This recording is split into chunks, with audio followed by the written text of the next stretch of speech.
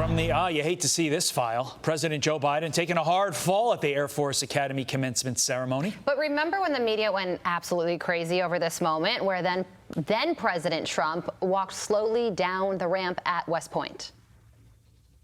President Trump is facing some new questions about his health after an unsteady walk down a ramp. New questions about President Trump's health after his visit to West Point. The event sparked some concerns about the president's own health. It took him 10 minutes to walk down a ramp in this shuffle that alarmed a lot of people around the country. He says, what's wrong with the president of the United States? Fox News contributor Joe Concha joins us now. Joe, the media coverage of these two situations, very different. Yes.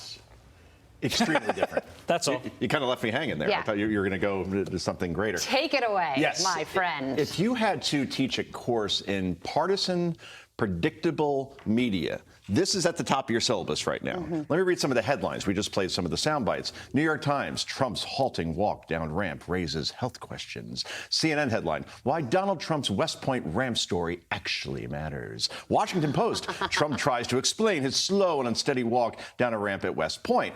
So instead of applying the same treatment to Joe Biden, we saw yesterday from ABC News, for example, this was a Republicans' pounce moment. That everybody falls all the time. Republicans are mean. They're making this a campaign issue. It is a campaign issue because some polls came out since you were away. 70% of Americans don't want Joe Biden to run for re-election.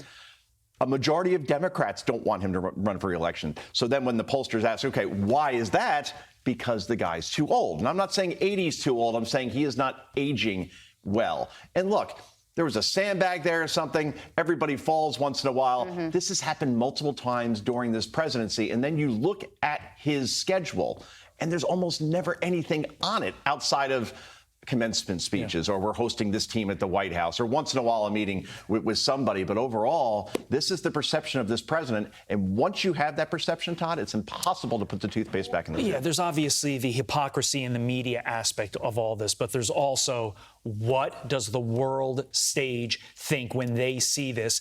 Not just happening once at the Air Force Academy. We've seen him trip multiple times. If I'm a Xi Jinping, if I'm Vladimir Putin, I'm watching this and being like, he just gets weaker and weaker, so we can take advantage by the moment. Speaking of taking advantage, and our friends in China, friends not in quotes, or in quotes, new board game asks players representing the U.S. and the Chinese governments to solve climate change. The game, described as a cooperative board game about stopping climate change, it presents an optimistic vision of the near future, where you and your friends get to build the mind-blowing technologies and resilient societies we need to decarbonize the world. So, Joe, now you can perpetuate leftist naivete on China in board game form, all in the interest of climate change. I love the ABC News take on this. Quote, in addition to providing a fun experience with friends and family, Daybreak can help people navigate the anxiety and sense of overwhelm that's often connected to climate change. Why do I get this feeling that this board game is going to sell as well as Bud Light at a NASCAR event?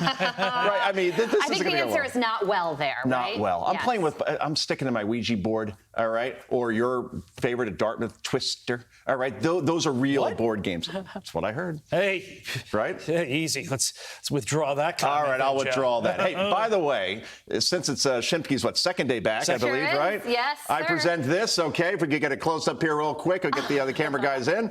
Great book that I got several years ago. It's by Harvey Karp. Yes. Inventor of the snoo, which I have. Do you really? Yeah, oh, yeah. This is called The Happiest Baby on the Block, the new way to calm crying and helping your newborn son Joe, sleep thank longer. You so Sure, much. of course. I appreciate you. Now, my journalistic follow-up, did you actually buy that, or did you get that from Harvey Karp free when he walked in here to do a segment with Ducey? I can't say. No, I got that on Amazon yesterday. Same day delivery. Oh, you're the best. So thank you. I will read it cover to cover. And then backstage, because they said I couldn't bring it on, that bottle of bourbon that you'll need. Yes. Because this is your first weekend after working. Even more important than the literature. Yes, precisely. Yes, thank you. Of course. Joe, you're the best.